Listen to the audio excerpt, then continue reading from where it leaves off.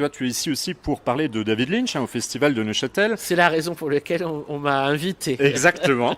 Et je voudrais revenir sur David Lynch et dans son autobiographie. À la fin, Oui, il conclut notamment en parlant du fait qu'on ne peut pas vraiment raconter la vie d'un individu et qui revient sur ce qu'il appelle le rosebud, le oui, mystère. oui, oui. Donc c'est aussi quelque chose qu'on retrouve avec La femme à la bûche et Oui. dans toute l'œuvre de David Lynch, de Twin Peaks, Mm. comme ses longs métrages. Finalement, selon toi, qu'est-ce que c'est que ce rosebud selon David Lynch?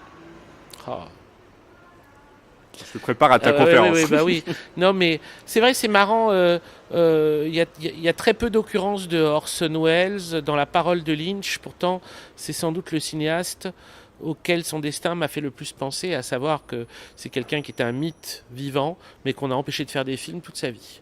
Et Lynch, c'est un scandale absolu, quoi. Je veux dire, il est mort, ils ont tous crié au génie, mais enfin, les 10 années qui ont séparé Inland Empire de la saison 3 de Twin Peaks, aucun producteur n'a voulu de son dernier film.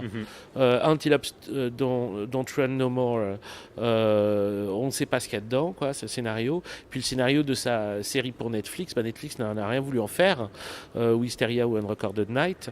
Donc ils lui ont fait un destin à la Orson Welles, quoi. Et ils l'ont mythifié pour essayer de l'empêcher aussi d'avancer. Mais peut-être que comme Orson Welles, il y a un Rosebud, oui, il y a un Rosebud à l'œuvre.